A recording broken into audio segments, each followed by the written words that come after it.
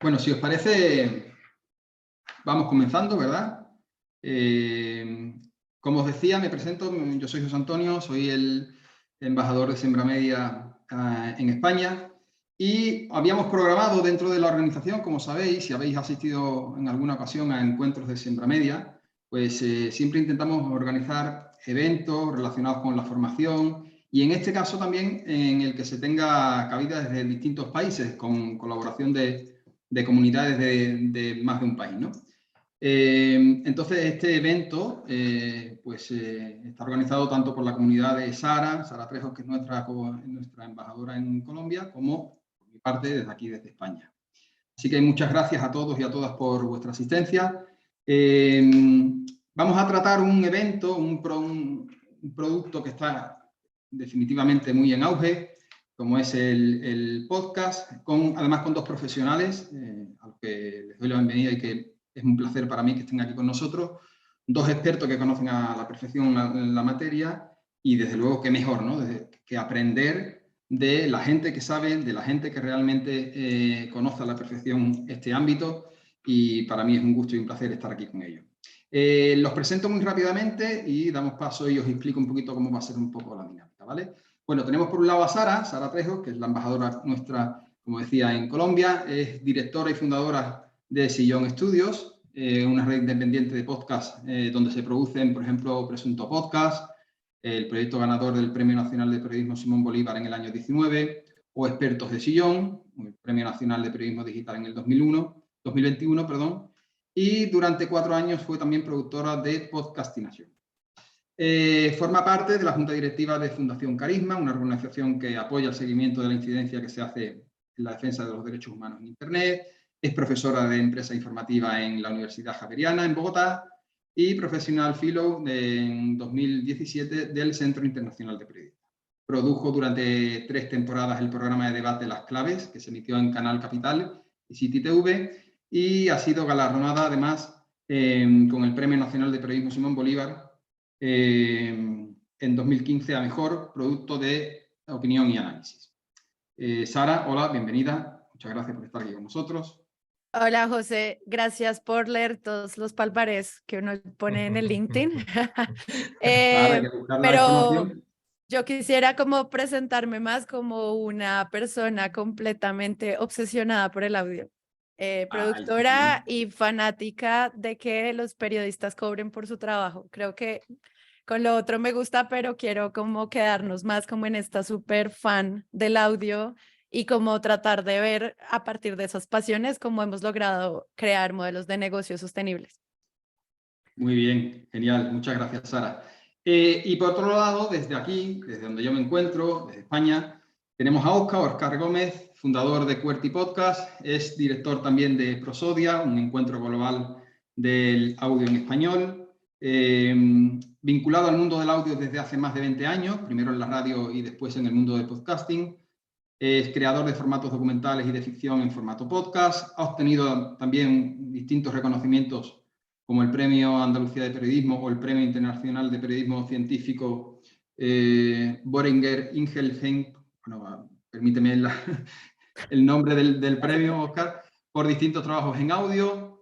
Ha sido director del periódico El Correo de Andalucía, ha fundado proyectos como la radio del Centro Cultural de España en Nicaragua. Es colaborador, además, habitual en formación de podcast y en ficción sonora para distintas entidades como EUSA, como la Universidad de Sevilla, la Universidad Loyola o la Escuela de Reporteros de Andalucía, y ha desarrollado proyectos de formación en podcast en distintos países como Honduras, República Dominicana, Nicaragua o Costa de Marfil.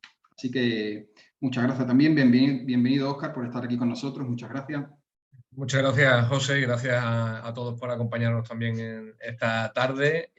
Gracias a Sembramedia por organizar este encuentro y por, a mí personalmente, darme la posibilidad de conversar también con Sara Trejos, a quien admiro desde hace mucho y a quien sigo en todos los proyectos que hace en Sillón Studios, que son, bueno, yo sé, como sé que ella nos los va a contar, no voy a mencionar ninguno, pero son fantásticos. Yo, José, como ella, como Sara, me sumo a esa presentación. Yo lo que soy, en definitiva, es un apasionado del audio, del podcast y creo que además es lo que nos ocupa en esta jornada.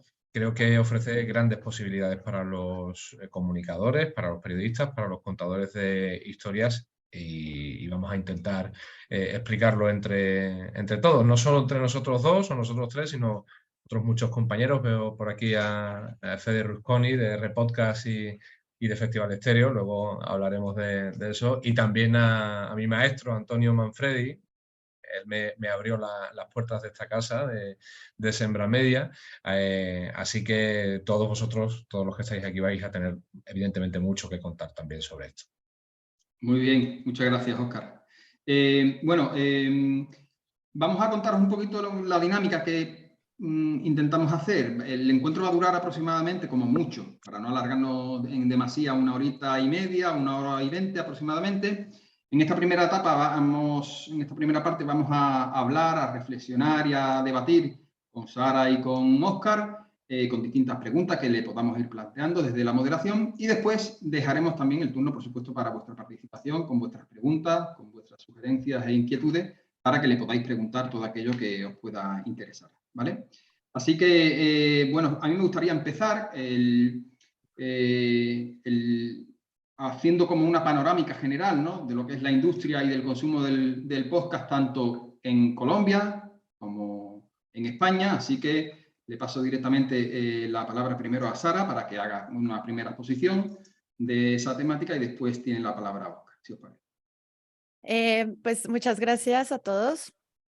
También vayan porfa dejando comentarios en el chat, todo eso nos sirve para ir alimentando el debate. Yo creo que hay como una gran confusión o debate sobre el podcast, porque por un lado no sabemos si es solo un formato que nos permite contar y narrar mejor alguna situación. Y en tanto solo un formato, pues es audio o es texto o es video o como todos los formatos que conocemos en periodismo. Y por el otro, no sabemos si es una industria, porque a veces cuando pensamos que es una industria, pensamos que hay que ponerla a competir.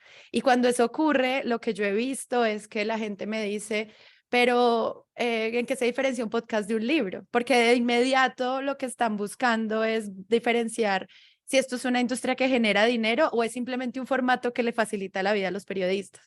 Y yo creo que en ese debate es donde yo he intentado jugar para encontrar financiación a mi propia productora. Muchas veces y mucha gente inicia en el mundo del podcast solo porque quiere hacer un formato distinto para una historia que casualmente va a sonar mejor en audio. ¿Por qué? Porque las personas no quieren poner la cara, digamos, en un video. ¿Por qué? Porque podemos hacer formatos largos de discusión. ¿Por qué? Porque podemos mejorar marcas personales, etcétera. Muchas veces el audio facilita la producción de un producto sonoro para un medio de comunicación o una empresa. Para los que nos interesa hacer esto profesional, es decir, sacar algún tipo de revenue, yo siento que hay unos retos muy distintos del podcaster que solo quiere hacer el formato. ¿Y cuáles son esos retos? Y yo creo que la primera conversación tiene que ver sobre tecnología.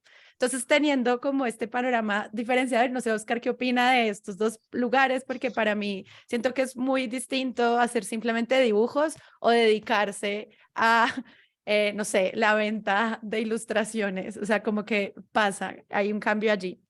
Entonces, ¿qué pasa en Colombia? Nosotros tenemos, primero, un país muy desconectado del Internet y el podcast necesita de tecnología. Cuando hay una conversación sobre si el podcast se va a llevar la radio, yo simplemente digo, ese debate se acaba con la respuesta no. ¿Por qué? Porque al menos en Colombia nosotros tenemos acceso enorme a lo que está pasando con pues el acceso a las radios comunitarias, por ejemplo, que se mueven en onda radial tradicional, y un país que no tiene internet. Entonces, ¿a mí qué me pasa con eso? Que yo quiero crear contenidos para todos los colombianos y crear un segmento así gigante, pero me toca limitarme a ciudades donde las personas tienen celulares, capacidad de descarga de datos, capacidad en su celular, o sea, un celular no medianamente nuevo, en el que puedan descargar aplicaciones y podcasts, y algo de alfabetización digital. Y eso todavía no es tan fácil en mi país. Una cosa es explicarle a la gente que en dónde está mi show Como, ay, te recomiendo un show, búscalo en Spotify. Y otra cosa muy distinta es explicar qué es un podcast. Y siento que al menos en este país, yo llevo 5 años haciendo podcast, todavía no he logrado encontrar herramientas suficientes para la alfabetización digital del acceso tecnológico del podcast. Entonces es un primer reto. ¿Por qué? Los podcasts colombianos se quedan en las ciudades y hablan, yo no sé si ustedes reconocen los acentos colombianos, pero yo hablo como una señora de Bogotá, muy centralizado, ese es mi acento y es la manera en la que hablo y por la que recibo también constantes críticas, pero también es mi voz de una mujer privilegiada que tiene acceso a tecnología. Entonces, ¿cuáles son los retos para los medios, al menos en el país, para eso? Uno, sobrepasar una barrera tecnológica que hace que si la gente solo tiene su plan de datos WhatsApp, pues ahí tenemos que tomar una decisión sobre si vale la pena o no hacer un podcast para tu medio. Y lo otro es pensar que quiénes nos van a oír. Ahí pasa un siguiente punto en el consumo, al menos nacional. Lo que yo he visto en todos mis estudios de mercado con los segmentos de cada show que lanzo es que la gente nos escucha en momentos de pausa. ¿Les pasa a ustedes? El Transmilenio en Bogotá, el transporte público, la compra de souvenirs, el cuidado de los hijos, regar las plantas, sacar el perro. Todo eso muchas veces también es un consumo muy privilegiado del ocio. Entonces, cuando yo a veces quiero, no sé, que muchas personas oigan mi podcast, ellos no tienen tiempo para eso. Y eso también demuestra como que hay una conversación abierta sobre cuál es el segmento de consumo que hay. Entonces, como panorama general del país, eso es lo que yo siento, estamos en un país muy desconectado, al que le cuesta mucho alfabetizar digitalmente a sus comunidades. Entonces, cuando uno ve los números de Estados Unidos, y Oscar me corregirá, de 2 billones de dólares en publicidad para podcasts, 4 billones de podcasts, yo veo así todo esto, digo, ok, ese es el debate de ellos. En mi región no ocurre así. ¿Qué otra cosa quisiera como para este primer como balance? Somos pocas las casas creadoras de podcast en el país independientes. Yo le aposté al podcast independiente porque me gusta mucho poder controlar la narrativa completa de los shows que produzco. Pero sé que las grandes plataformas de tecnología, y a eso seguro llegaremos más adelante, cuando hagamos el debate de cuáles son los retos que tiene Spotify, Apple, iVoox y todos los que transmiten RCS de podcast, esos tienen ya como unas políticas de creación de contenido muy claras, enfocadas, por ejemplo, al fortalecimiento de influencers o a voces más fuertes o a medios tradicionales, por ejemplo, hacerle el podcast al periódico más oído del país. Eso lo hacen ya por ese lado como podcasts que tienen modelos de negocio más grandes y que superan a nosotros los independientes. Entonces, desde lo independiente, yo lo que he visto son muchísimas formas de hacer negocio, que ahorita los podemos enumerar, y siento que hay unas posibilidades que hemos logrado desde las pequeñas casas productoras, que puedo decir como Acorde Media, Naranja Media, Sillón Estudios, La No Ficción, Cartagena Federal, y perdón si se me olvida alguno, crear cosas desde lo hiperlocal. Entonces, la siguiente conversación sobre esto es el podcast, más que volverse un proceso viral, en mi caso, se convirtió en un gestor de comunidades y de apropiación de las marcas que yo tengo para conocer mejor a mis audiencias. Entonces, cada vez que alguien me dice, quiero hacer un podcast para hacer viral, le digo, tal vez este no es el formato, lo que sí puedes hacer con un podcast es convertir a tu gente en una audiencia que ya tienes, en una audiencia más fiel, que como todos sabemos, una audiencia más fiel puede ser una audiencia posiblemente monetizable. Entonces, hay como muchos factores ahí que pongo sobre la mesa, el factor tecnología, el factor independencia y el factor comunidad. Y creo que por ahí podríamos arrancar esta charla. Muy bien, Sara, muchas gracias. Bueno, precisamente de eso, de anunciantes, de audiencias y de marcas también vamos a hablar ahora, pero antes, si te parece, Óscar, abriendo también con esa panorámica de lo que es la situación y la industria del podcast en España, de tu parte. Bueno, yo espero que ustedes en América tengan toda la tarde libre y los que estamos en Europa tengamos, o sea, al revés, en América toda la mañana libre y los que estamos en Europa toda la tarde libre, porque yo creo que Sara ha tocado ya los temas principales sobre los que podíamos estar debatiendo durante horas, ¿no? Y ella los ha planteado todos. En primer lugar, te preguntaba, Sara, si es un formato. Yo lo definiría de otra forma. Yo definiría el podcast como una tendencia que no es pasajera, que ha llegado para quedarse, pero no es un formato como tal que tengamos que empaquetar, porque hay diferentes tipos de podcast y porque llevamos haciendo podcast desde que existen métodos para registrar audio. Desde los discos en un disco de cera probablemente ya había algún podcast, alguien que se puso delante de un micrófono y grabó algo que hoy podríamos colgar en una plataforma en Spotify, que tendría sentido porque es evergreen, como decimos ahora, porque no caduca. Y sí creo que es una industria en la que no hay que distinguir entre lo que está sucediendo en España, en Colombia, en Chile, en México. Sí creo que hay que distinguir entre lo que, y tú lo has mencionado, creo que hay que distinguir entre lo que está ocurriendo en el ámbito anglosajón y lo que está ocurriendo en español, en inglés y en español, porque vamos a dos velocidades que cada vez se acercan más, se parecen mucho más los distintos escenarios, pero os aporto un dato que seguro que muchos conocéis y que a mí me parece muy interesante. Hablaremos mucho de la publicidad en podcast como futuro, como vía de desarrollo económico para los proyectos de audio. Y en lo que va de año, ya en España se han implantado al menos 3 marcas: AdVoices, que trabaja con la tecnología de iVoox, Corero también, que parte del equipo de Voikers, y Julep Media, para atacar el mercado de la publicidad en podcast en el ámbito del español desde aquí, desde España. Bueno, pues porque parece que ejercemos ese nexo de unión entre Europa y, bueno, que lo somos en definitiva, ¿no? También entre Europa y América a través del español. Y yo no creo que sea una industria que se lance a competir entre nosotros. Al contrario, creemos que el hecho de que tomemos una bandera, tomemos un estandarte y defendamos que efectivamente existe una industria del podcast, lo que va a hacer es que si conseguimos que ese ecosistema reclame la voz propia que tiene, ese ecosistema de producción, reclame la voz propia que tiene, y si a Sillón Studios le va bien, a QWERTY Podcast le va a ir bien. Porque vamos a estar alimentando ese caldo de cultivo general que nos va a hacer desarrollarnos económicamente a todos, ¿no? Y en cuanto a lo que decías también de tecnología, ahora analizo un poco también el caso español. En cuanto a lo que decías de la tecnología, claro, aquí sí que creo que hay diferencias muy notables entre lo que pasa en las grandes capitales de América Latina, de América Central, y lo que pasa en los territorios más alejados de esas grandes capitales, que además están muy despoblados, ¿no? Pero también hay que tener en cuenta ese fenómeno que tú también mencionabas, Sara, tan importantísimo en toda América, que es el de las radios comunitarias.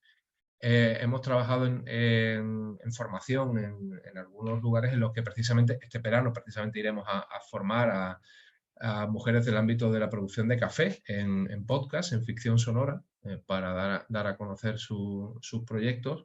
Y al final lo que siempre perseguimos en este tipo de proyectos de alfabetización mediática o digital es precisamente la alianza con medios locales, y muchas de las veces son radios comunitarias, porque tienen una capacidad de penetración en el territorio que en Europa ni soñamos con el actual panorama.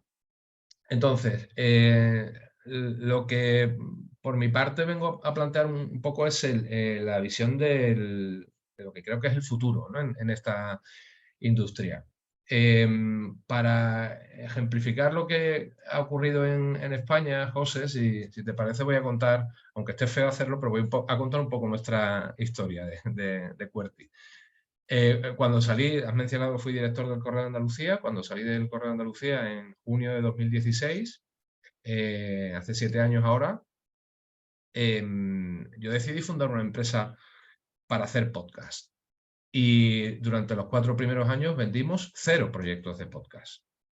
No tenía sentido que nos dedicásemos a eso. Y por tanto, como éramos un equipo de muy modesto, pero de comunicadores, pues íbamos a un cliente, le ofrecíamos podcast y cuando nos decía que no tenía ni idea de lo que era, cuando nos cansábamos de deletrearlo, de explicarles en qué consistía, pues al final nos decían, no, es que lo que necesito es una campaña en redes sociales, o un gabinete de prensa, o que alguien me haga o un vídeo, por supuesto, que alguien me haga este servicio. Bueno, nosotros lo hacemos, porque tenemos que facturar. Pero que conste que lo que veníamos a contarte es el futuro del audio, del podcast. ¿Qué ocurría? Pues que introducíamos el podcast en muchas ocasiones como complemento a aquello que nos estaban pidiendo simplemente por visibilidad. Bueno, pues con el tiempo eso ha ocurrido y el año pasado hicimos 700 proyectos de podcast en España. ¿Cuál era desde nuestra firma, cuál era el problema? El problema era que el mercado no estaba maduro. No que no supiéramos hacerlo, no nosotros desde Qwerty, sino cualquiera de las entidades de las productoras que se dedican a este negocio en España. Lo que no estaba preparado era el mercado. Y sin embargo, el oyente sí que lo estaba demandando ya. Ahora, lo que percibimos es que esto se está reorientando. En primer lugar, lo que ha ocurrido es que muchas marcas nos han llamado para hacer podcast porque consideran que dentro de su catálogo de herramientas de comunicación necesitan tener un podcast, aunque solo sea por posicionarse en la vanguardia de la comunicación. Pero el negocio está girando hacia otro lado y creo que ese lado es el de la publicidad.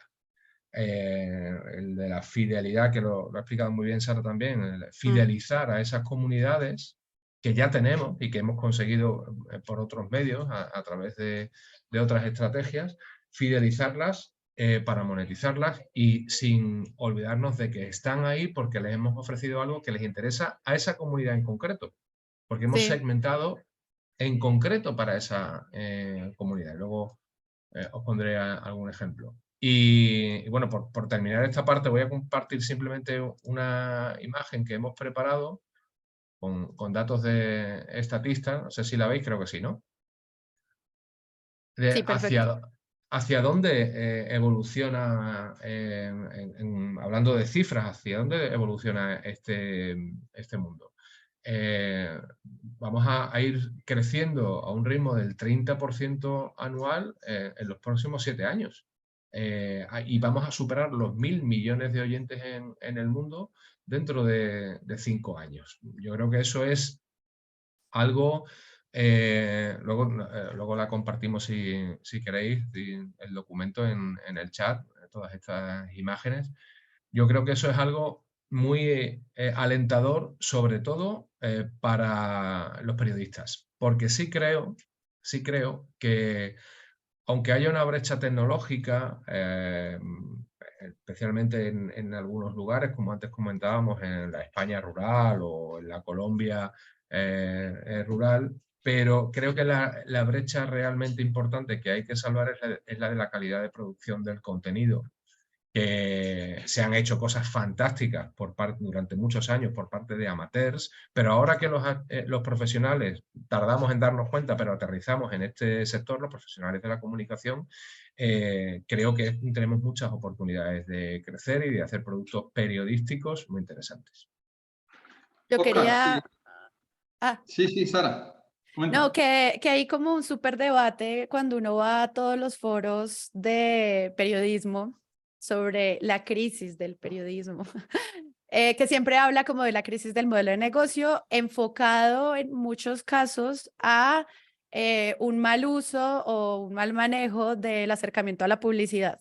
Lo que por muchos años se hizo en medios impresos y de video, pero sobre todo los medios de texto y los portales web, fue vender vistas y ojos a publicidad, bajar la calidad periodística, aumentar los likes y hacer clickbaits. Todos sabemos que ese fue como el orco y el mayor malvado que arruinó la confiabilidad, la confianza en muchísimos medios de comunicación y bueno, nos tiene acá ahora reconstruyendo las cenizas. Y creó también algo que yo por muchos años como embajadora de Sembra vi, era como no podemos tener publicidad. la publicidad no nos va, este modelo de la publicidad falló, lo dije por años, como o iba en todos los foros y hablábamos de eso y pensábamos cómo diversificamos. Pero con el podcast me pasó algo de lo que estaba hablando Oscar, que me parece muy interesante, y es la manera de entender los ideales de una marca junto a un nicho que uno ya construyó en audio, que es muy distinto a hacer simplemente basura para vender ojos, que era lo que estábamos pasando con el clickbait.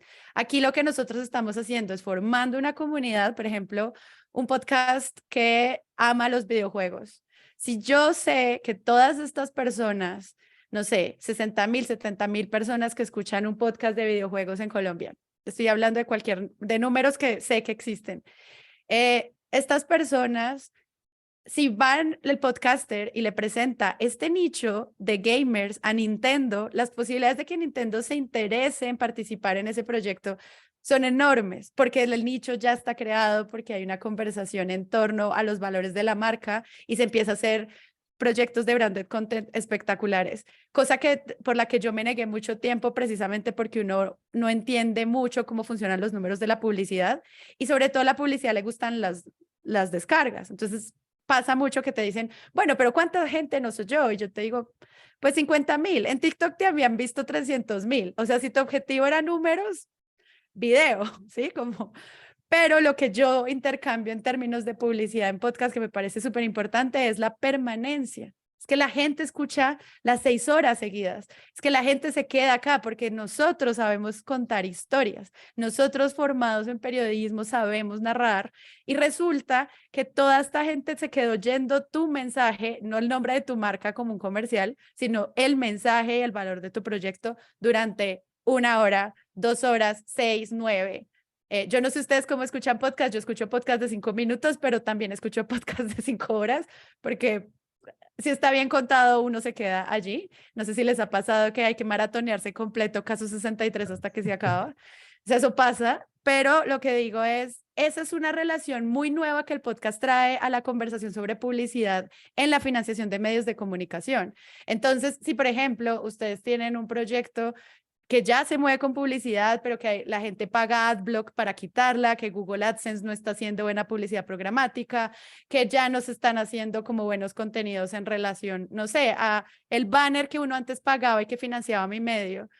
El podcast aparece como una buena conversación para una publicidad a la luz de conectemos ideales y hagamos proyectos editoriales coherentes para la audiencia que puedan ser financiados por quienes sí tienen la plata, que en el fondo pues son las grandes marcas, ¿no? Ni siquiera las grandes empresas de podcast. Yo estoy hablando de una empresa de pintura. Es como, o sea, estoy hablando de cualquiera que está necesitando hablar de sus valores de marca. Y no sé si eso, Oscar, te ha pasado, pero para mí ha sido muy interesante poder cambiar también el sistema de métrica. Es como, no estamos hablando de miles de descargas. O sea, yo te puedo entregar un podcast con 20,000 descargas, pero yo sé que un video te da 6 veces más que eso. Yo lo que sí puedo entregarte es gente hablando de tu tema, crear comunidad y crear como una serie, o sea, sistemas de permanencia en el audio. Y creo que eso es una forma muy linda de cambiarle el chip a los advisors que están intentando financiar esto.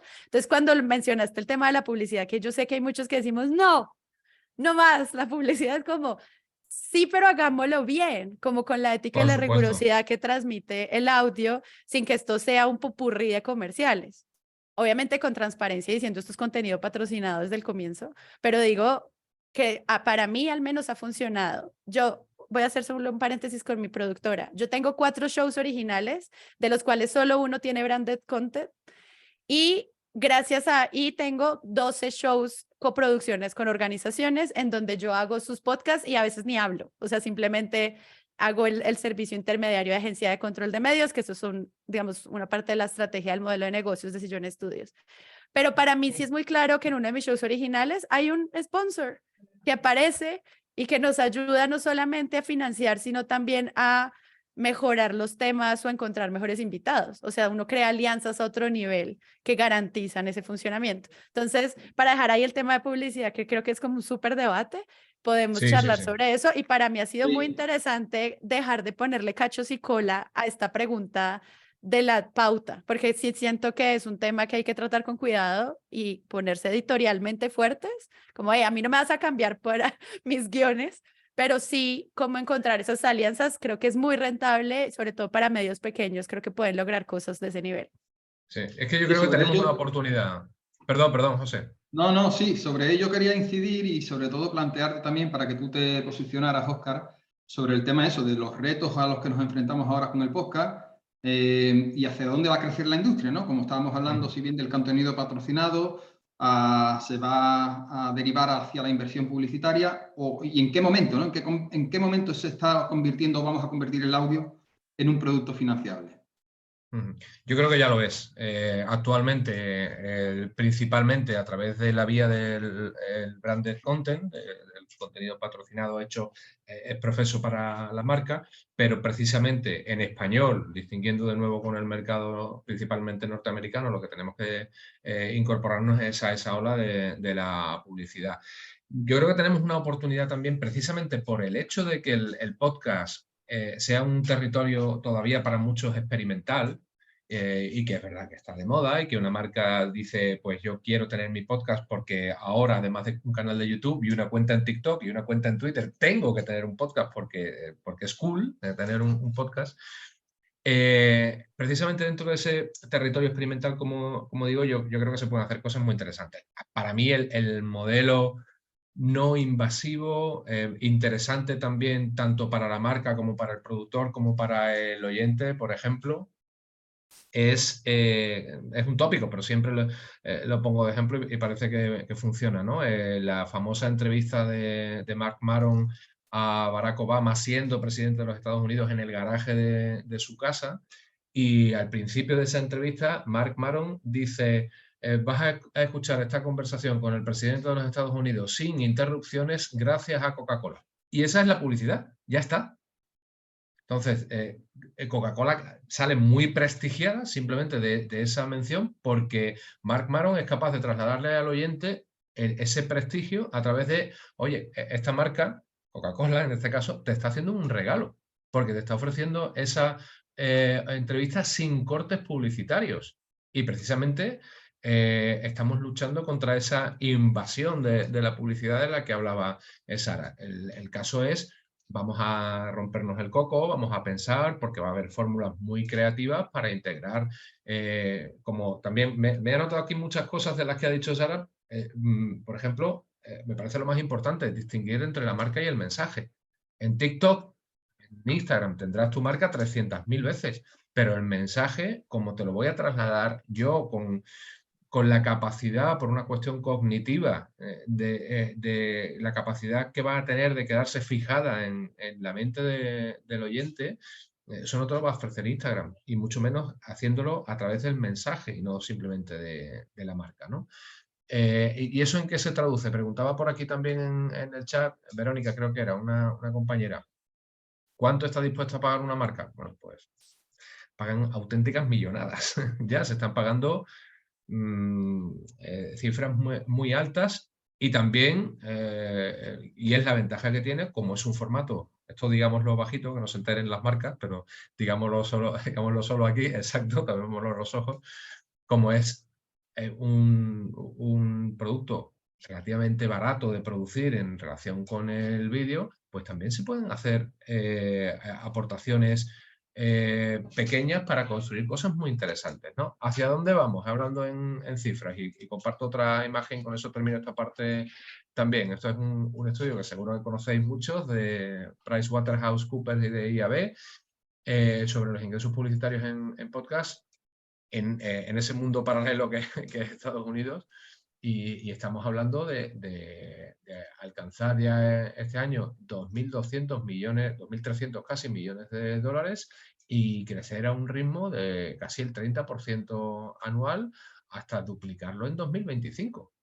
El principal anunciante, hace un par de meses que no actualizo la estadística, pero el principal anunciante en podcast en Estados Unidos, el último dato que tengo es BetterHelp, que es una plataforma de atención psicológica online que no hace podcast, sino que dicen, bueno, pues voy a invertir en el podcast que hace Javier Sadir en Tucumán o en el podcast que hace Gail Fernández, ¿no? ¿Por qué? Porque detectan que el público, la comunidad que tiene Gail o que tiene Javier les interesa e invierten, BetterHelp invierte en 715 podcasts, un total de 9.1 millones de dólares al mes. Porque les interesan esas comunidades, ¿no? Y no porque les interese ni siquiera el tema del que están tratando. Yo creo que eso es muy interesante.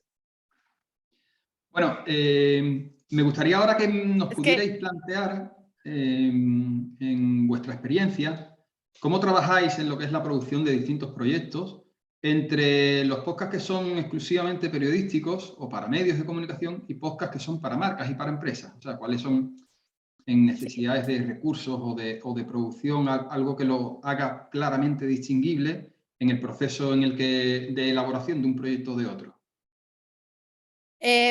Pues creo que esta pregunta conecta muy bien con lo que venía diciendo Oscar en varios niveles. En el primero, algo que quiero como nombrar muy importante es como todo el tema de marcas personales que genera la voz.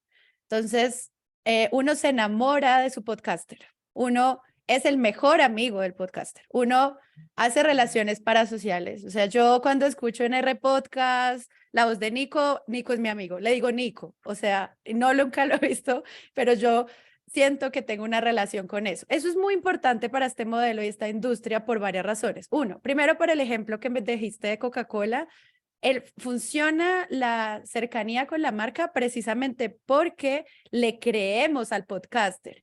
Entonces, querido persona que nos oye, si usted quiere hacer un podcast es porque usted también está pensando en mejorar una marca personal de su voz. Si yo le digo a la gente, a mí me encanta eso, y esa gente confía en mí porque yo le he demostrado por años que no le miento, que le doy rigurosidad, que estoy preocupada por la defensa de los derechos humanos o cualquiera que sea nuestra línea y nuestro marco interpretativo, no sé, que a mí me gusta el mismo equipo de fútbol, cualquiera, esa persona me va a oír de otra manera, así suena como un anuncio. Y eso es algo muy valioso cuando ustedes vayan a hacer su pitch a alguien que vaya a comprarles el podcast. Si suena de mi voz, es más caro. Así ponemos un audio tuyo diciendo Coca-Cola presenta. Es muy distinto porque eso cambia todo, porque es una relación de empatía, pero sobre todo de confianza. No tengo acá el pantallazo como Oscar que tiene sus diapositivas, pero recuerdo hace muy poco que leí un informe que decía en discusiones sobre todo de fake news y de desinformación que la gente le cree más a las noticias de podcast que a las noticias que ven otros lados. Y eso se debe, esa creencia, esa confianza, se da a la relación de creación de marcas personales de los podcasters, que son tus amigos y no te van a mentir. Por eso es que nosotros les creemos a nuestros familiares en WhatsApp cuando nos mandan cosas, a pesar de que podrían no estar completamente chequeadas, porque confiamos en que la gente nos va a decir la verdad. Y, por ejemplo, la relación que yo tengo con los podcasts periodísticos es que para mí me están diciendo la verdad. Esto es bien difícil porque en un mundo de desinformación, que haya por fin un formato que genere confianza, o sea, esto hay que cuidarlo, ¿sí? O sea, protejámoslo. Obviamente yo veo una cantidad de podcasts basura, misógenos, racistas, lo que sea, pero por eso digo, hay como que cuidar eso desde la rigurosidad periodística, pero en los casos en los que yo hablo de consumo, yo le creo. La gente me manda podcast y me dice, oye, esto, y yo no paro a hacerle tanto fact-checking como me pasa con el texto. Entonces, eso es una gran manera de vender las pautas. Para mí eso es fundamental. Cuando lo dijo Oscar, dije, claro, acá es donde está el centro del poder de este formato, porque requiere un nivel de confianza y acercamiento a la comunidad que yo creo que al menos cuando yo vendo pauta dentro de mi podcast, la gente cree en el producto que estoy recomendando, no vendiendo. Entonces, hay unos temas emocionales que funcionan a la economía, al menos de los proyectos que yo escucho y a los que les creo. Y eso entonces me lleva a cuál es la diferencia de un podcast de branded content a un podcast periodístico. Y yo creo que en el caso de la calidad con la que trabajamos, y aquí si abro debate al chat, ustedes me dirán los podcasters, no debería haberlo más que la transparencia de decir este producto está financiado por alguien. pero todo tiene que tener la misma calidad, confianza y cercanía. Yo cuando trabajo con organizaciones y me piden como traer un locutor típico de radio, yo trato de que no pase. Lo que yo quiero es que mis podcasts suenen como habla la gente, pero porque sé el valor de la cercanía, eso en términos de permanencia que trae. Sé el valor de eso en términos de las cortinillas, de la música, de la manera en la que leemos los guiones. Es muy distinto al de la radio, que tiene que tener producción generalista y constante durante todo el tiempo, es distinto. Entonces, para mí, yo creo que no debería haber una diferencia, salvo la de esto es financiado, querido oyente. Tú verás, querido oyente, con tu pensamiento crítico, cuánto de esto consumes pensando en que, claro, los compraron, vendidos, están hablando de Coca-Cola porque les gusta. Pero si uno como podcaster ha creado una marca de confianza, puede incluso ser honesto en torno a eso y digamos que garantizar la cercanía del mensaje, lo que decía Oscar, con la audiencia. Entonces, me gusta porque pasamos de una conversación de tecnología a una conversación de emociones, que en este mundo de desinformación es fundamental como tenerla, al menos en términos de la calidad que eso implica. Sí, coincido absolutamente. Debería haber pocas diferencias, como dice Sara, simplemente anunciar que esto es un contenido patrocinado. Yo voy a incorporar otra que tiene que ver con la producción, como tú preguntabas, José, precisamente, ¿no? Cómo se aborda un proyecto, si es periodístico o si no lo es. Para mí, cuando el proyecto es un contenido patrocinado que se hace para una marca, para una institución, es importante que el profesional, en este caso nosotros que le ponemos voz, seamos quienes traslademos ese mensaje principal en torno al que se van sumando los distintos elementos, incluso estéticos, ¿no? Como la música, como los ambientes sonoros. En el caso de un producto documental, periodístico, un reportaje que cuenta una historia de actualidad o no, mejor si no es de actualidad, para que el contenido tampoco caduque y podamos escucharlo dentro de unos meses o dentro de unos años, ¿no? A mí me gusta, es una cuestión personal, pero que cada vez veo más, que nosotros sobremos. Es decir, si el protagonista que está contando la historia no me necesita a mí para contarla, mejor que demos un paso atrás. Aunque destrocemos 10 o 12 páginas del guión que hemos escrito para contar la historia, porque nos damos cuenta con el corte de que no soy necesario. Yo creo que eso le da una autenticidad a este formato muy interesante y además está también asociada con la tecnología, porque ahora podemos irnos a grabar un podcast, a recoger los testimonios donde queramos. Medio de la selva colombiana o en un pueblito de Soria donde no llega internet, tampoco en España, ¿no? Simplemente necesitamos una grabadora o incluso un teléfono móvil o incluso ni siquiera estar. Hoy le hablaba a un compañero de un proyecto que me ha pasado para chequear y le decía, me encanta cómo está hecho, es un proyecto periodístico, pero cuando esta señora habla de salir, de los beneficios de salir a montar en bicicleta, lo que a ella ha aportado en su vida, ¿por qué no le hemos pedido un audio de WhatsApp? Oye, cuando salgas a montar en bicicleta con tus amigos, grábate un audio y me lo mandas. Y simplemente lo voy a incorporar como un elemento enriquecedor de esa historia que estamos contando, que me estás contando en una entrevista. La tecnología se ha hecho tan asequible, se nos ha asociado de una forma tan íntima para contar estas historias, que creo que debemos aprovecharlas. Y creo, como antes decía, ¿no? Me gusta mucho una cosa que dicen los escritores, o algunos escritores, que escribir una novela es como construir una casa, y necesitas un andamio, y cuando la casa está terminada, el andamio tiene que desaparecer, en este caso para el lector, ¿no? Bueno, pues yo creo que los periodistas debemos funcionar en algún caso también a la hora de contar historias en formato podcast, documental, reportaje, debemos funcionar como ese andamio. Ser útiles hasta que está terminado de construir, pero una vez que lo tenemos, una vez que la casa ya se ve, quitarnos en la medida de lo posible que ni siquiera se nos vea. Bueno, si os parece, como están llegando preguntas de los compañeros que estamos aquí conectados, vamos a ir mezclándolo. Yo tengo muchas preguntas que plantearos Intentaré que algunas de las últimas podáis responder de forma muy breve, concisa, para ir un poquito más al tema de la cuestión, pero lo vamos intercambiando, si os parece. Por ejemplo, Antonio Manfredi os planteaba si somos esclavos de Spotify y se planteaba si que está por ver que el podcast sea un formato periodístico. ¿Qué os parece? El tema de las plataformas de tecnología es uno de mis favoritos en esta conversación. Spotify vio este crecimiento y estos números que puso Oscar y dijo, acá invierto. Pensemos que todo lo que hacen estas organizaciones es cómo hacemos para que la gente se quede más tiempo en mi aplicación. Eso es lo que ellos buscan.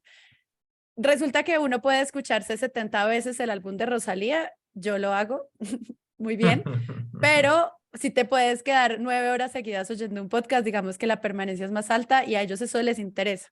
Pueden atraer más gente y por eso le apostaron a la creación de contenidos originales que solo encuentras allí. Y que yo cada vez que hago podcast y descargo audios para mis clases y demás, de Spotify para mí es muy difícil descargar la música. O sea, en serio me toca ir allá a oírlos porque pues todos estos sistemas de bloqueo tecnológico pues los tienen y con eso garantizan parte de su modelo de negocio. ¿Qué es lo que yo siento que les falta a estas plataformas? Uno, que también hay gente en otros países además de Estados Unidos para la inversión de este tipo de cosas. Yo siento que ellos no han visto como ese potencial, por un lado. Por el otro, creo que las plataformas entre Apple Podcast, Spotify, que son las más grandes de descargas, de pronto Google Podcast, aunque creo que a Google no le realmente están ahí, pero es como si no les importara. Yo creo que la oficina de Google Podcast son 3 personas y una pelota trabajando. Por ejemplo, no han logrado, y esto a mí me sorprende, la verdad, crear un algoritmo de recomendaciones.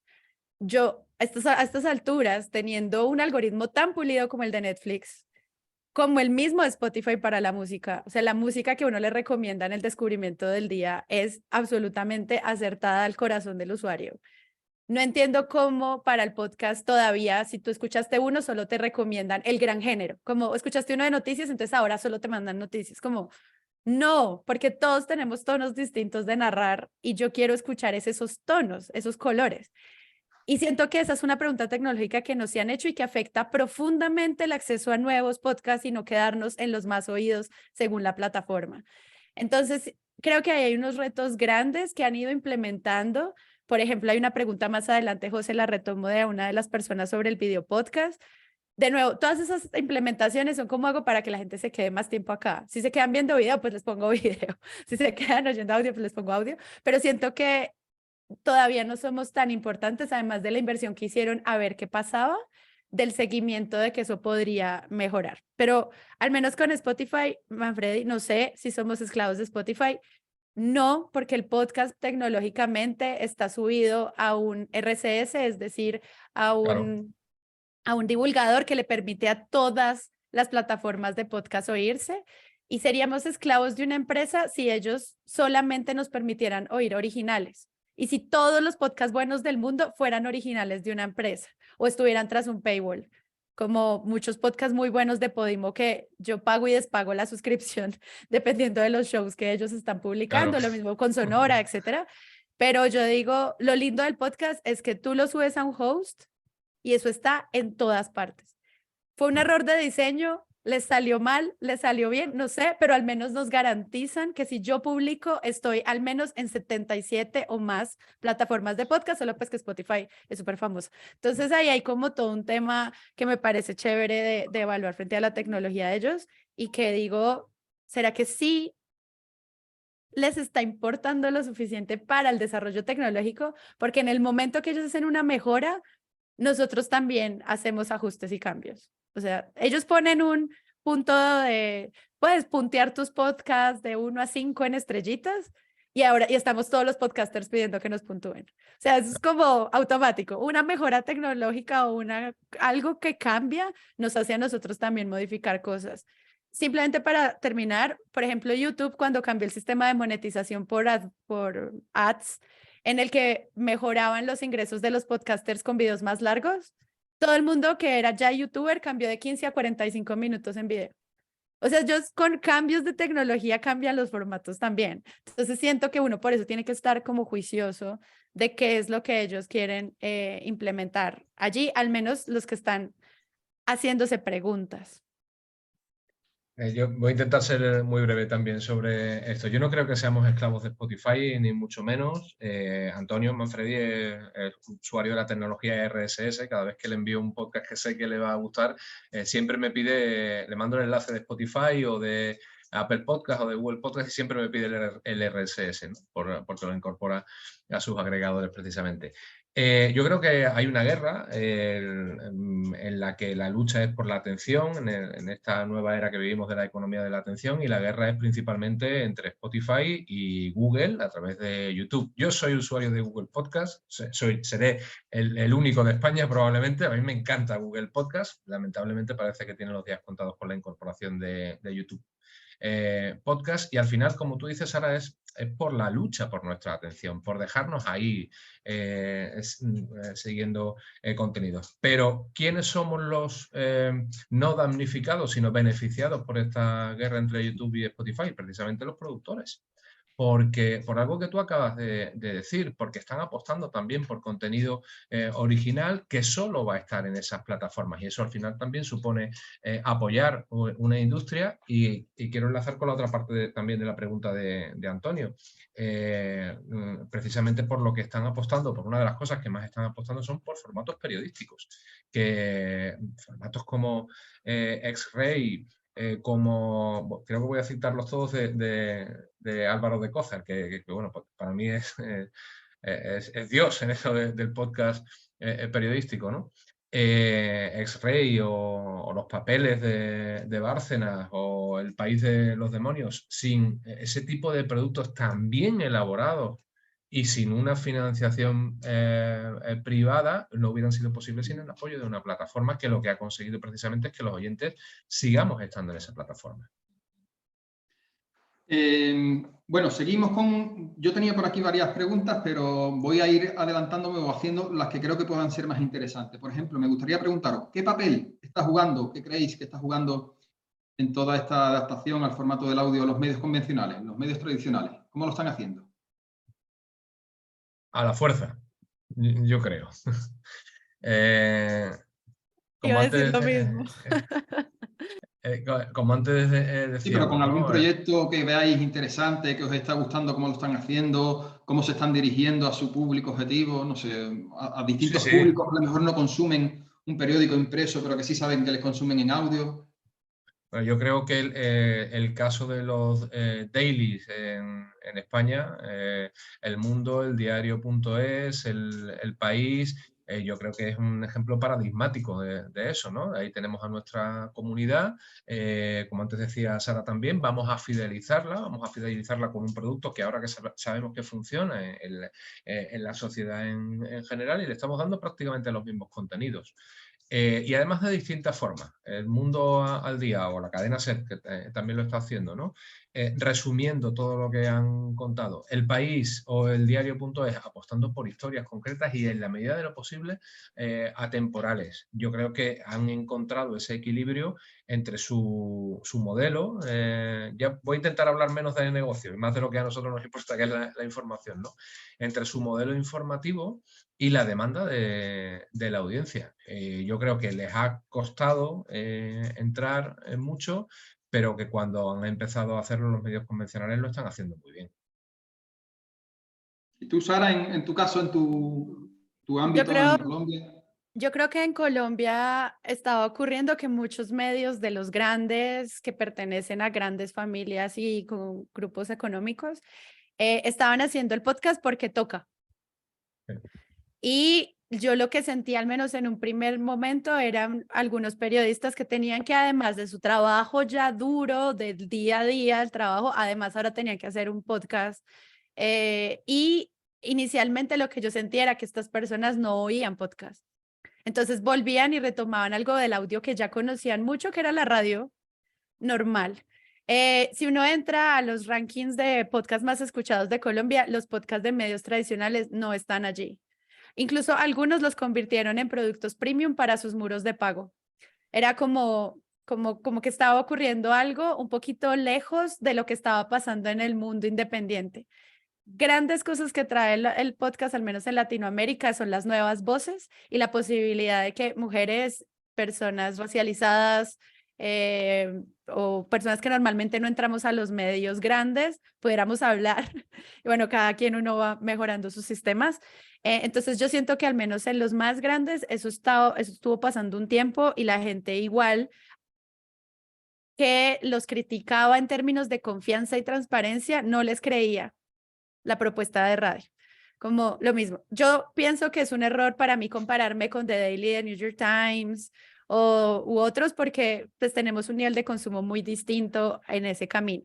Sin embargo, sí, grandes nombres del periodismo tradicional colombiano usando sus propias marcas personales han sacado sus propios podcasts y eso sí ha sido un éxito rotundo. O sea, yo siento que lo que hace, por ejemplo, María Jimena Duzán, todos los días podcast de 1 hora, no entiendo cómo lo logra, es pues una apuesta obviamente sobre que ella ya construyó una audiencia, o sea, ya llegó a Spotify con 1 millón de seguidores o 2 millones de seguidores, no sé cuántos tiene, pero estamos hablando de millones de personas que le creen y confían en ella. Entonces siento que de nuevo toda esta idea como de, ellos no son podcasts de medios tradicionales, pero sí son podcasts de marcas personales gigantes. Daniel Coronel, por ejemplo, con el Reporte Coronel, María Jimena, creo que ellos están como que rompiendo mucho los números, el papel de Diana Uribe, que toda la vida hizo radio tradicional y luego sacó su podcast como dianauribe.fm. Son cosas que demuestran que esas tradiciones de la radio o del periodismo tradicional sí se pueden trasladar al audio que se vende. Y para ellos es muy fácil negociar con un Spotify $200,000. O sea, para ellos es facilísimo. Para mí, Sara, no tanto, porque yo no tengo 1 millón de seguidores o 25 años de carrera periodística en el país. Pues en tanto tengo 30, ¿sí? O sea, como no puedo tener 25 años de carrera del país. Pero entonces la pregunta sobre al menos esas conversaciones latinoamericanas siento que están muy cercanas a la marca personal, a los influencers y el crecimiento que eso tiene. Ahorita hay un podcast muy escuchado en Colombia, justo acabo de entrar, que es el de un actor que se llama Santiago Alarcón. Y yo no sé si ustedes han visto que muchos de los podcasts tienen la foto del podcaster, porque de nuevo es esa marca lo que trae a la audiencia. Entonces, creo que hay una relación ahí, mientras que los proyectos más independientes, incluso un medio tan grande pero independiente en relación pues como al capital que mueve, como La Silla Vacía, tiene su daily que se llama Huevos Revueltos con Política, el que escucho todas las mañanas cuando me levanto, que era una idea muy parecida a 5 minutos más de posta en Argentina, que es como lo que necesitas para levantarte bien informada. Y eso también siento que son estrategias muy bonitas dentro de lo que nosotros llamamos el producto periodístico, como tener un productor de producto dentro de tu medio para que se encargue de elaborar este producto en específico. Está pasando en los medios pequeños y yo siento que ahí hay las salidas y aquí hay personas de Colombia o de medios más pequeños que me estén oyendo, que es como, ok, lo podemos pensar de nuevo retomando emociones, marcas personales y relaciones como transparentes con las marcas que financian esos shows. Entonces, yo lo veo muy así, ¿sabes? Yo no soy muy consumidora de los medios tradicionales porque suenan igual a la radio que ya oigo en el taxi. Exacto, claro. Entonces pienso que es gente que no oye podcast. Pero te habrá pasado, Sara, te habrá pasado también, seguro, en conversaciones con plataformas, que una de las cosas que te ponen encima de la mesa es preguntarte por lo que ellos llaman el talento conocido, ¿no? Porque Sí, exacto. Si este podcast, que es una historia formidable, lo presenta Sara Trejos, vale tanto. Si lo presenta talento conocido, vale tanto, mucho más. Mucho más. Porque ya tenemos a la audiencia asegurada. Yo creo que un ejemplo también muy paradigmático en ese sentido que ocurre aquí en España es The Wild Project, que es un producto, el podcast de Jordi Wild, que es un producto muy bien hecho, pero que Jordi Wild no era conocido hace unos años. Bueno, ya lo empezaba a ser por lo que hacía en YouTube, ¿no? Pero ¿por qué ese podcast no lo hizo con el mismo contenido, con esas entrevistas tan interesantes y poniéndose siempre en el lugar del oyente? ¿Por qué no lo hizo Iñaki Gabilondo, que ya hubiera incorporado esa comunidad que ya tenía? Y por otra parte, ese saber hacer que Jordi Wild ha demostrado, pero que Iñaki Gabilondo no tenía que demostrar nada.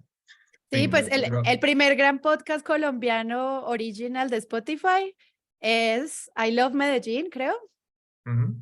de J Balvin, un cantante gigantesco de nuestro país. Entonces Claro. y claro, todos los que somos podcasters decimos, uno cómo lucha con eso.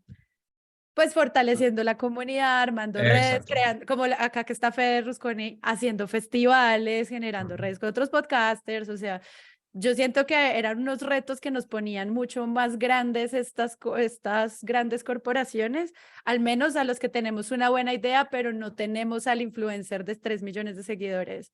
Así esa persona nunca en su vida haya escuchado un podcast como el podcast de Kim Kardashian, yo estaba como, si eso va a hacer que más gente venga al podcast, hagan el podcast. O sea, tráiganme su podcast, yo quiero ver cómo pasa, pero a veces sí se siente como esta frustración de las marcas personales en contra de los periodistas que están tras bambalinas y que se mueren por contar una historia y que las marcas a veces solo te dicen, bueno, pero sí es J Balvin quien lee el guión, pero nunca he leído un guión de podcast, no me importa que lo lea él. Es como, yo Bueno, pienso en estos productores haciendo como tragándose el corazón y diciendo, listo, o sea, si esto va a traer gente al podcast, lo Claro. hacemos, mientras pues obviamente uno protege sus guiones, ¿no? Entonces, pasan tantos niveles emocionales que yo creo que el cierre de estas intervenciones es la pregunta de siempre, el modelo de negocio que incluye propuestas de valor correctas, canales, acceso a los segmentos, estudio del mercado y pues obviamente aliados, competencias y todo lo que pues implica pensar un modelo de negocio como a gran escala, ¿no? Entonces ahí, o sea, lo que volvemos. dijo, lo mejor que ha dicho Oscar es, hoy nos vamos a quedar 5 horas hablando. Sí, sí, Y seguro. no, pero no tenemos lamentablemente 5 horas, así ¡Ah! que ojalá la tuviéramos. Mira, antes, volvemos ahora en un segundo a las preguntas que están dejando en el chat, pero antes hemos estado hablando de los podcasts periodísticos, de podcasts para marcas, pero me gustaría plantear y que tocáramos el tema de los podcasts de ficción. ¿Cómo de importante creéis que es todo lo que tiene que ver con la narrativa, con el testimonio, con la ambientación o con el sonido en el éxito de esta tipología de podcast? Esencial, Todo, el mejor. esencial. Esencial.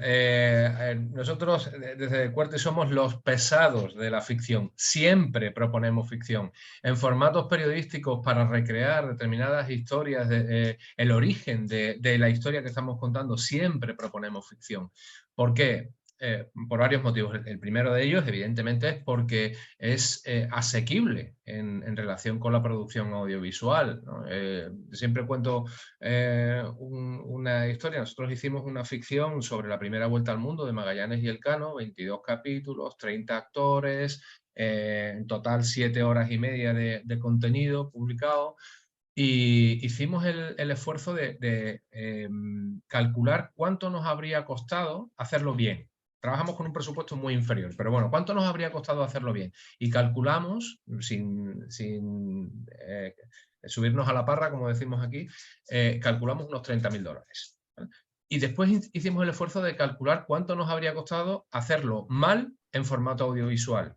Y cuando íbamos por 30 millones ya dejamos de calcular, porque estamos hablando de muchos extras, de barcos, de rodar en al menos 4 países diferentes. Es inviable. Entonces, en primer lugar, porque es asequible hacer ficción. Pero por otra parte, y mucho más importante que eso, es porque es lo que consigue trasladar más las emociones al oyente. Y al final el podcast, sea branded content, sea en formato conversacional, sea periodismo, son emociones.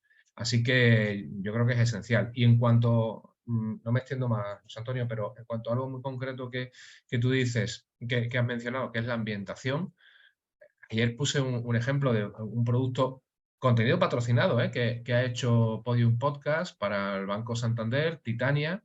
No he escuchado nunca nada mejor en ambientación sonora que ese primer capítulo que ha hecho, bueno, que creo que es justo que lo mencionemos aquí, Ignacio Cantisano. Es una verdadera obra maestra lo que ha hecho en cuanto a ambientación. Y es que ya a partir de ahora, está aquí también un compañero mío, Manuel Copano, me decía, hoy precisamente que estábamos hablando de este podcast, me decía, el segundo capítulo me falla un poco en cuanto a la temática y tal. Y yo le decía, ya, pero es que me da igual. me lo ha contado también el primero, que a partir de ahora ya se lo compro todo. Porque la ambientación me ha metido tanto en la historia que me ha atrapado para no dejarme escapar. Yo creo que la conversación de ficción es la más chévere. Como con eso es que yo soy profesora universitaria y con eso hago que los estudiantes se me derritan con el podcast, porque ellos están acostumbrados a que toda la vida oyeron en la radio el panel y las entrevistas, y que uno puede hacer, obvio, unas entrevistas muy desgarradoras, y la verdad las propuestas de valor de Sillón Estudio son paneles y entrevistas. Pero es que el audio de ficción y las posibilidades que eso trae para, ahorita que estamos hablando de pauta y para conectar con la audiencia, son enormes. Voy a dar un par de ejemplos.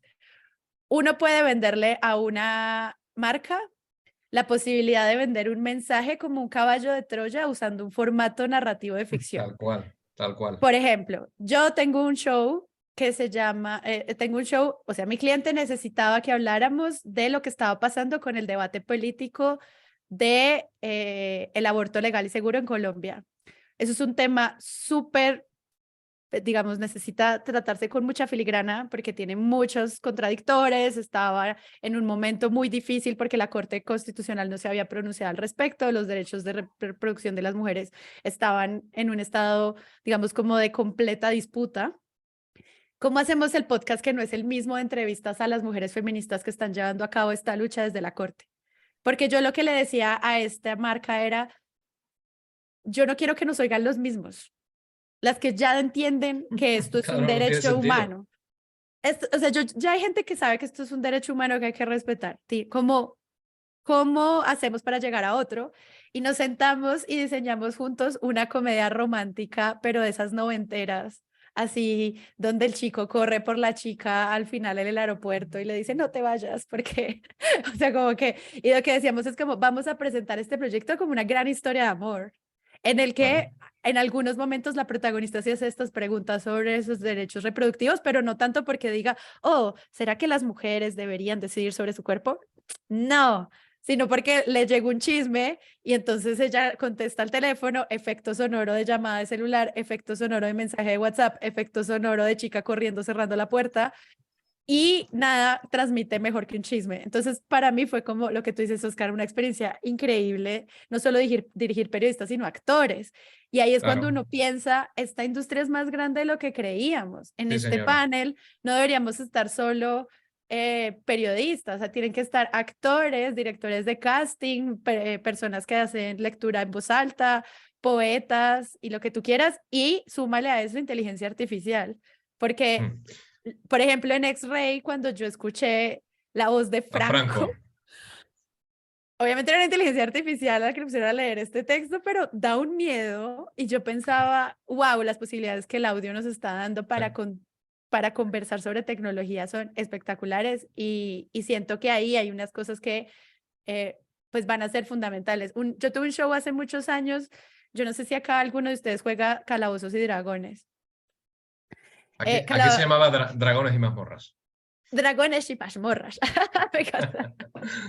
Bueno, Dungeons and Dragons, digamos, o Calabozos y Dragones, es un juego de rol donde las personas que juegan interpretan un personaje. Yo grabé una aventura completa de una partida donde yo era un dragón que tenía que luchar por, digamos, salvar a los suyos. Y a mí la gente a veces me paraba en la calle y me decía, no cosas de presunto, sino como la batalla que tuviste contra el demonio el sábado pasado fue increíble. Y claro, porque nosotros ponemos efectos sonoros y sonaba, esto, o sea, yo estaba más chiquita cuando hice esto. Y eso en serio es emocionante a todos los niveles y creo que para hablarlo con pauta es muy ganador porque uno mete todos los mensajes de la pauta como caballos de Troya en un proyecto sonoro. Y por ejemplo, el premio Ondas, el Brandon Contest se lo ganó Bloom, que es de Manuel Bartual, bueno, es el principal guionista, que por también favor, participa como escuchen guionista en Bloom. Titania. O Increíble. sea, escuchen Bloom ya, cuelguen la Mira, llamada y corran a oír Bloom. No, Es que tenemos muchas cosas que espectacular. contar. O sea, sí, cuando cuelguen, por favor, Eso. Bloom, arranquen por ahí y vean cómo es que uno puede con ficción narrar un país entero y una postura política también. O sea, es Tú que dices en este caso. pasa todo. Déjame, José Antonio, solo mencionar algo que hicimos nosotros también. Está aquí su guionista, precisamente, Antonio Manfredi. Teníamos el reto de contar la psoriasis, la enfermedad, para gente que no conoce la gravedad que puede implicar esta enfermedad cuando también deriva en artritis psoriásica, ¿no? Y igual que nos contaba Sara, nosotros fuimos un poco más extremos y en lugar de apostar por la comedia romántica, Sara, apostamos por el thriller policíaco. Y contamos una historia con una detective. Antonio es muy próximo conocedor de esta enfermedad y se buscaba la vida en los guiones para en 10-15 minutos que duraba cada capítulo, hablando de una búsqueda de una niña desaparecida. Había disparos, había casas incendiadas, había detectives, pero se buscaba la vida para que siempre apareciera durante un minuto y medio, un mensaje subliminal en torno a la psoriasis. Y para colmo, hicimos que esos mensajes no lo trasladaran siquiera actores, porque el resto del elenco eran actores profesionales.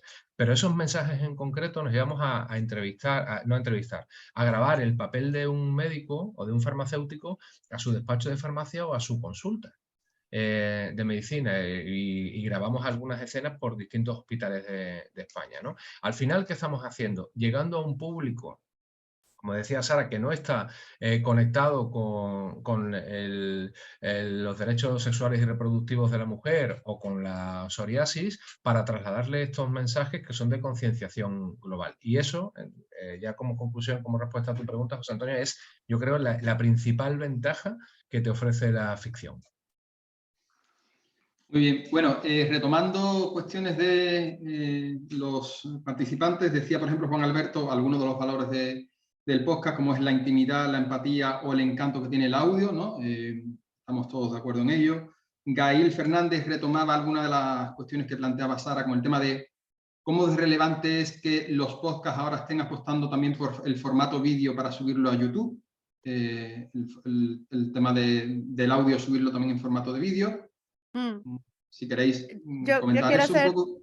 Quiero hacer una micropausa con lo del video podcast, que el video podcast es video, pero llámenlo como quieran. O sea, a mí la verdad no me importa si lo llaman video podcast, luego por ahí viera como es que el libro podcast y yo audiolibro. O sea, como, no sé, o sea, yo creo que también son ganas marqueteras de posicionar formatos, pero, de nuevo, es una idea sobre cómo hacemos para que se queden más tiempo en nuestra plataforma. Claro. Yo claro. consumo podcast porque no quiero ver pantallas o no puedo.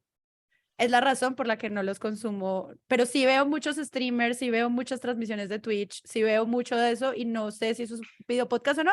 Como el autor lo quiera llamar, háganlo.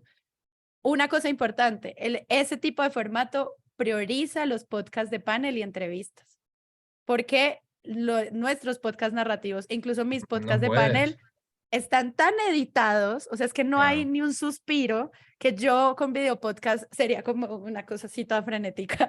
No me imagino el resultado de esa edición. Entonces, formatos beneficiados por el video podcast, las entrevistas y los paneles, súper chévere, como me encanta, pero también depende mucho del creador que quiere probar y obviamente la gente y las marcas les interesa, como hemos dicho varias veces en este panel, más el video que el audio. O sea, yo aquí Yo aquí soy muy intransigente y perdón, muy vehemente. Un vídeo podcast, como dice Sara, no es un podcast, pero es que ni siquiera es un vídeo bien editado. Yo diría que es voy a decir con una expresión muy castiza, es un quiero y no puedo. Tengo por aquí, estáis viendo por detrás a Emma, mi esposa es especialista en documentales. Además, saluda con la mano, Emma, por lo menos, ahí está. Conozco bien cuál es el esfuerzo que hay detrás de hacer un buen vídeo. Una realización, un set de iluminación, unas cámaras, una microfonía que es distinta a la que utilizamos para el podcast. Entonces, ¿hay que denostar el formato vídeo? No, todo lo contrario. Todo lo contrario. Pero si quieres hacer un vídeo, haz un vídeo, y si quieres hacer un podcast, haz un podcast. Pero ponerle una cámara a esta conversación que tenemos, imagínate, José Antonio, que estamos los tres en la oficina de Sembra Media, Sara, tú y yo, poner una cámara ahí, eso no es hacer un vídeo en condiciones. Y si quieres hacerlo, apuesta por ese formato. Te va a costar más caro y va a requerir más recursos. Pero si vas a hacer un buen vídeo, plantéatelo así.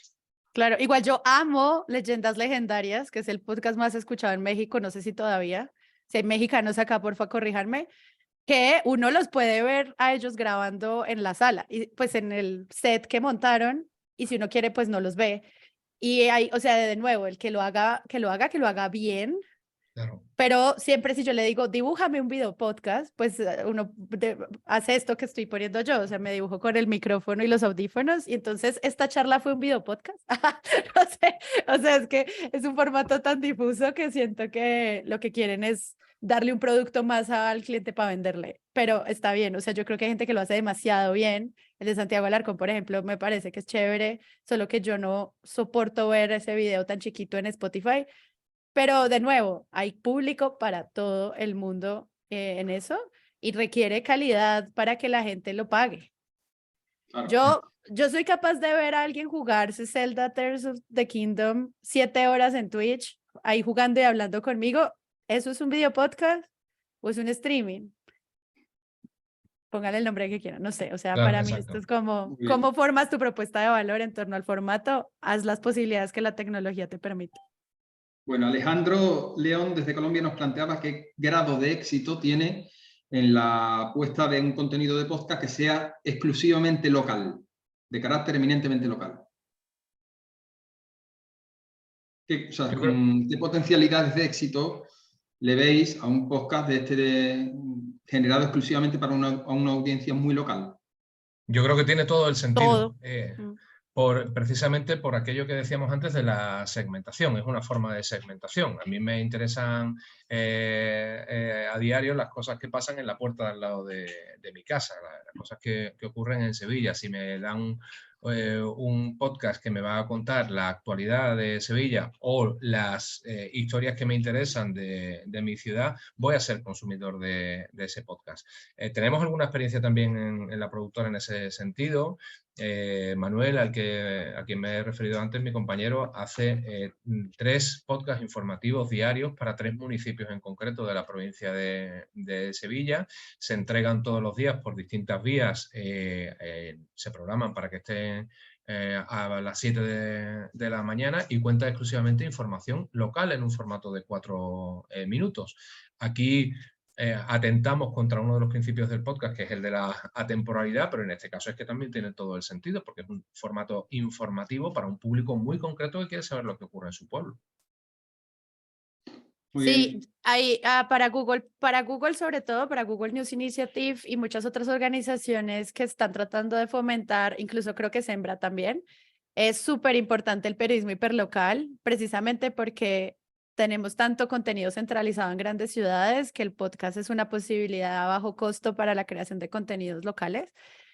De la mano de retomando así una hora lo que decía Oscar, de las radios comunitarias y de gente que ya sabe hacer audio en pequeños pueblos o pequeños municipios o en ciudades intermedias.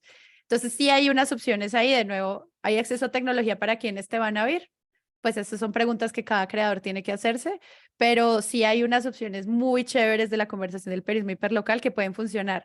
Yo, por ejemplo, estuve trabajando con unas mujeres que estaban haciendo un podcast feminista en La Guajira, Colombia, y ellas pues obviamente le estaban hablando específicamente a otras mujeres guayú que hablaban además la lengua guayú que no es español. Entonces eso era como wow, espectacular. Y cuando me mostraban las métricas y habían descargas en Argentina, en Brasil, pues también uno se pregunta también de esa posibilidad de expansión del mensaje. O sea, ellos llegaban a su nicho hiperlocal, pero también el podcast como está en Spotify, pues le llega al que busque la palabra clave y lo encuentre. Entonces siento que hay como algo muy lindo de fortalecer la comunicación local pequeñita, como lo dice Oscar, como de subió el valor del tomate hoy, acá y ahora, pero también de contar esa historia por fin al mundo, gracias a que pues simplemente estás con un RSS que va por todas partes. Muy bien. Gabriela nos planteaba o pedía sugerencias sobre canales de difusión para nuevos podcasts. Entiendo que se referirá no solo a plataformas en las que se suban, sino cómo después hacerlo llegar o Claro. o sea, qué tipo de marketing hacer como para hacerle llegar al usuario que existe un determinado podcast sobre ese ámbito que tanto le gusta. Yo lo primero que le diría es que es el oyente el que decide por dónde quiere escuchar tu podcast, entonces tienes que estar en todas las plataformas posibles. Cuantas más, mejor.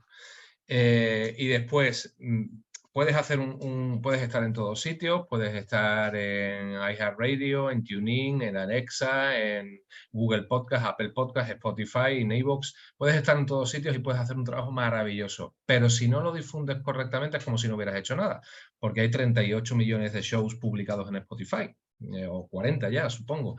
¿Qué es lo que creo que mejor funciona? Lógicamente las redes sociales y como formato el teaser de vídeo. Antes era un talibán del vídeo en mi anterior intervención, ahora me pongo de su lado porque creo que es un excelente aliado para el podcast, ¿no? Un pequeño teaser con las típicas ondas de sonido o con imágenes de la propia producción del podcast, al menos hace que el oyente, nuestra comunidad en redes sociales, se interese por acceder a ese canal en el que tenemos publicado nuestro show. Yo creo que es lo más interesante. Y como segunda estrategia, el sector, el propio sector, llegar a compañeros que están haciendo algo parecido, o que el público puede ser más o menos similar, la comunidad, y hacer esa promoción cruzada. Oye, habla de mi podcast que creo que le interesa a tu gente, yo te voy a hablar del tuyo que le interesa a mi gente. Los canales de difusión son casi el 70% del trabajo del podcaster. Absolutamente. Uno cree que hacer un podcast es investigar, grabar, diseño sonoro, edición, no sé qué. No, publicas y te falta todavía el 70% del trabajo. Y ahí, por ejemplo, cuando uno ve los resultados, no sé, del Congreso de Podcast Movement que hubo hace poco, casi todos te decían esto que está diciendo Oscar, y era: vayan a hacer video, y así suene contradictorio. Ve al TikTok, entiende TikTok, mira cómo habla la gente ahí, ve a Reels, entiende Reels, aprende a editar video y habla de tu podcast un fragmento o con las ondas o pon tu cara o graba o haz un meme, pero entendiendo también los lenguajes del video de esas plataformas. Eso es un montón de trabajo para los que están en las, no sé, direcciones de comunidades o divulgadores o community managers de sus organizaciones, porque no solo tienen que entender el audio, sino que tienen que entender cómo diablos es que funciona el video en estos lugares, porque a veces lo que hacemos es simplemente trasladar el audio y así no es. O sea, toca aprender también ese formato allá. Entonces, si vas a hacer una campaña de divulgación en esas redes, te recomiendo 1000 horas de video antes de pensar en una campaña para ver. O sea, verlas como, esto es lo que está haciendo la gente, esto es lo que está haciendo la gente, aprender de tendencias, de canciones, etcétera. Y algo que a mí me ha funcionado mucho, sobre todo cuando trabajo con organizaciones, es el levantamiento de bases de datos y newsletters. De nuevo, esto funciona muchísimo porque llega, así como les llegó a ustedes el correo hoy del evento, a la gente que en serio le importa. Y ese levantamiento de bases de datos se construye en conjunto con su equipo de comunicaciones o con pues como con las organizaciones que ya saben a quién le quieren hablar. Y creo que el newsletter también es un gran camino de divulgación ahí, sí, que vale la pena explorar. A mí, por ejemplo, desde que lancé el de Julián Alejandro en televisión, que es uno de mis shows, creció muchísimo porque además la gente respondía al newsletter como si fuera un correo. Entonces eso nos ha generado un engagement espectacular porque charlamos directamente con usuarios que de nuevo en el fondo pueden ser monetizados después con una campaña de membresías o de suscripción. Entonces creo que hay un montón de posibilidades. Alguien creo que justo preguntó, ¿me pueden decir la forma de flujo de difusión? Rápidamente, tú tienes tu podcast en un archivo MP3 o WAV y lo subes, haz de cuenta, a una carpeta.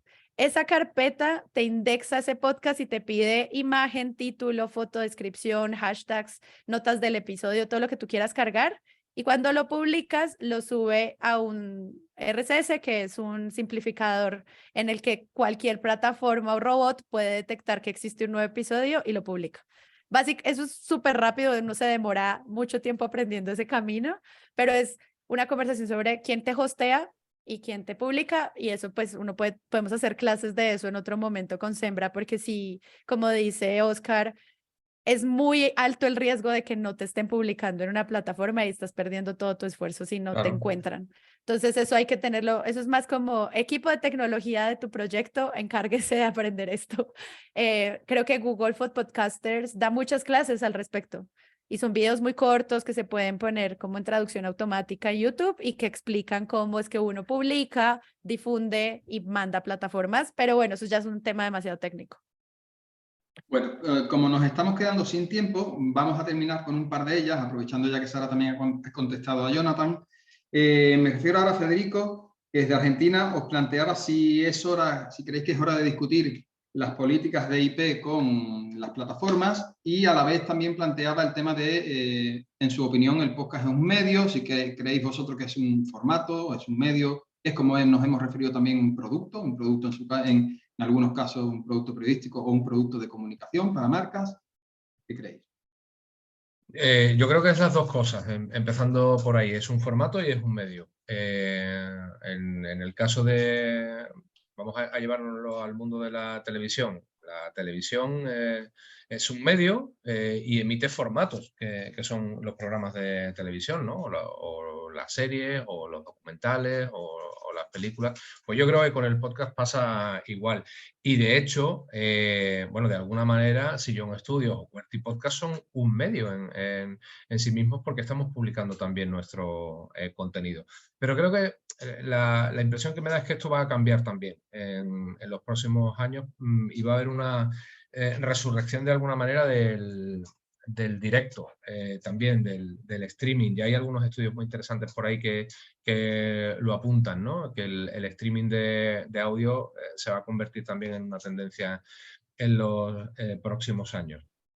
De hecho, voy a aprovechar para hacer un poco de publicidad, ya que estamos también respondiendo a una pregunta de Fede, también para invitaros a todos. En Málaga, el 5 y el 6 de octubre, celebramos la segunda edición de Prosodia, un encuentro de profesionales del podcast. Lo vamos a hacer en el Polo Nacional de Contenidos Digitales y en alianza con la Universidad Loyola, que nos aporta la pata académica, y precisamente los ejes temáticos sobre los que va a versar probablemente buena parte de la edición de este año van a ser el futuro de la publicidad, del que ya venimos hablando desde hace un rato en el podcast, y también la irrupción del streaming en el audio. El año pasado el tema principal por generación espontánea fueron las métricas, que es otro tema que nos daría para estar un buen ratito hablando. Y habrá espacios de formación, habrá un laboratorio de transferencia en el que vamos a invitar a investigadores del mundo de la universidad, al mundo académico, y esta es la parte que lleva Loyola, a conversar con profesionales en torno al mismo tema, un tema en cada una de las sesiones. En ese laboratorio de transferencia habrá presentaciones genéricas de productos, de servicios, y también vamos a dedicar un espacio a hablar de cómo se han hecho podcasts que nos parezcan interesantes en su modelo de producción. Y decía lo de que, aprovechando de que estaba contestando a Fede, para contar también que pertenecemos a la alianza CIF-Spot, el circuito iberoamericano, lo contento que se pone Fede, que le veo sonreír, circuito iberoamericano de festivales de podcast, al que también pertenece Podcast Fest y Podcastinación, que está muy vinculado con Sara también, así que tendrán también presencia en Prosodia. Y por rematar la respuesta, en relación con las políticas de propiedad intelectual, de IP en las plataformas, yo creo que está cambiando mucho. Hace unos años, cuando empezamos con este proyecto, hicimos un formato por darnos visibilidad que se llamaba Las historias de la ciencia de QWERTY, que tiene como 280 capítulos, y en el que utilizábamos música comercial. Ahora ya todas las semanas recibimos requerimientos de Spotify por la utilización de la música comercial, y nos dicen que si no, pues van a retirar el capítulo, y lo asumimos, que el capítulo será retirado. Han cambiado mucho las cosas en 4 o 5 años, y en el momento en el que Spotify ha empezado a plantearse que tiene que empezar a monetizar, los productores tenemos que empezar a monetizar, pues es perfectamente lógico que yo no puedo utilizar una música comercial, algo que ha hecho un productor musical o un autor, para ganar dinero con el producto que yo estoy haciendo. Es perfectamente lógico. Y después, ¿en qué nos beneficia eso a los que producimos, ¿no? podcast, esas políticas de propiedad intelectual, pues yo creo que vamos a tardar en verlo, pero que terminará por beneficiarnos de una o de otra manera. ¿Sara? Sí, pues yo creo que todo el tema de música original y acceso a contenido original es un debate que demuestra lo mucho que se tardaron en darse cuenta del ecosistema podcaster, porque eso le pasó a Twitch también. Me acuerdo que había muchos streamers de videojuegos que ponían música comercial y que años después Sony, Universal sobre todo, que son pues los grandes defensores del dinero que protege a estas bandas, estas marcas, pues hicieron que se cayeran muchos videos de streaming que pues de que mucha gente vivía sobre todo de esa publicidad. Entonces yo lo que siempre he dicho es, en este caso, para mí es un honor poder contar con ampliar el espectro de trabajar con periodistas, guionistas, actores, y a eso súmele compositores. Eso obviamente sube los costos de los proyectos, pero también es una manera linda de generar identidades. Y también de entender, por ejemplo, conozco muchos productores que están haciendo música libre y también gracias a estas redes de los festivales, pues uno también conoce muchos otros bibliotecas de música disponible y demás. Entonces siento que eso también ha generado, no sé, acceso a memes sonoros, a shows de televisión, incluso no se sabe cómo se va a regular el tema de poner, por ejemplo, fragmentos de noticias. Cuando uno dice como, no sé, salió en tal noticiero y no pone el audio, eso también va a ser una pregunta, pero que siento que los algoritmos de detección de audio en español todavía nos protegen un poquito para quien no tiene fondos y todavía necesita hacerlo, digamos, sin permiso. Porque, de nuevo, toda la inteligencia artificial está súper entrenada para el inglés y por eso lo detecta así en un segundo. En cambio, nosotros con nuestra jerga, sonidos y múltiples acentos todavía no tanto. Así que hay como, yo creo que hay una curva tecnológica ahí que todavía permite hacer la trampa despacito. Y, por ejemplo, algo que a mí me pasó, yo tengo un podcast de K-pop. La música coreana está, o sea, la industria de las empresas que ellos regulan está muy pensada para que el usuario reuse. O sea, ellos, eso es parte de su política de marketing, que la gente use la música constantemente. Entonces, dependiendo de ciertas empresas, yo sé que yo puedo usar música hipercomercial porque sé que ellos no van a pedir al menos a unos ciertos años los permisos de uso de esas canciones, porque a ellos en sus empresas les interesa es que el usuario repita, sobre todo si es en otro idioma, o sea, porque pues eso es otra cosa muy distinta a la industria occidental. Entonces, bueno, ahí hay como opciones para jugar, o sea, eso sí hay un montón ahí. Bueno, Epidemic Sounds y todos esos. Ajá. Estamos, chicos, lo siento, pero estamos fuera de tiempo, pero no me quiero resistir a terminar con una de las muchas preguntas que se me ha quedado fuera de tiempo, pero que os quiero plantear de manera muy rápida, y es, ¿conocéis o habéis pensado en alguna comunidad o alguna temática que os extrañe que no esté siendo atendida por el formato o el producto del podcast? Es un montón. Como expertos, como profesionales, o sea, puede ser que exista, pero bueno, tanto como sabéis, me extrañaría que existe que no lo supierais. Con lo cual, algo que os extrañe o que no se esté haciendo suficientemente bien, alguna temática o alguna comunidad, no sé si me llegáis a entender. Podcast de deportes, por ejemplo, fútbol femenino, al menos en Colombia, que son como las que en serio sí se ganan los premios. No hay como a profundidad en análisis de tanto periodismo deportivo como análisis de las estrategias, de eso, como también periodístico investigativo. Siento que el fútbol femenino está súper solo y muchos otros deportes pequeños están muy solos. O sea, desde la equitación, que es un deporte un poco más de élite, hasta lo que te digo, levantamiento de pesas, etcétera. Creo que hay un vacío gigantesco en deporte, en eso. Y también, por ejemplo, en podcasts infantiles. Los Exacto. padres, yo siento que mis amiguitos y primitos que tienen menos de 10 años, cuando yo les encuentro un buen podcast como, no sé, La Lupa o El Microscopio, casi siempre son podcasts de ciencia para niños, pero a veces ellos solo quieren cuentos y otras Claro. cosas. Son muy pocas las voces infantiles grabadas. Obviamente esto tiene un tema ético de cómo se graba la voz infantil. Y lo mismo, de nuevo, también por la tecnología, la voz adulta. Yo he estado soñando con hacer un proyecto, por si alguien se quiere unir, para grabar voces de las abuelas, porque se me van a perder, o sea, ya no las voy a tener más y quiero dejarlas grabadas y siento que ahí hay unas oportunidades gigantes. Entonces sí hay muchas poblaciones y bueno, ya en temas todos los que ustedes quieran, o sea, no sé Claro. si hay un podcast de velas, tal vez no está desatendido, pero digo, como en esos que a mí me duele, como nuevas masculinidades, voces adultas, voces infantiles y deporte enfocado, enfoque de género, creo que es un gran vacío, llénenlo, por favor, háganlo. Yo lo haría, pero ya no me cabe más unas horas al día. Yo creo, coincido con Sara en que hay muy poca producción para niños, podcast para niños, y solo hemos intentado lanzar algún proyecto y no ha sido posible porque me da la sensación de que tampoco hay interés. Pero por sorprenderme, me sorprende que no haya muchos más de los que hay evidentemente hay podcast de lo que busquemos. Por concreto que consideremos que es el tema, ebanistería, lo que sea, vamos a encontrar un podcast seguro, porque son, como decíamos antes, audiencias muy de nicho, ¿no?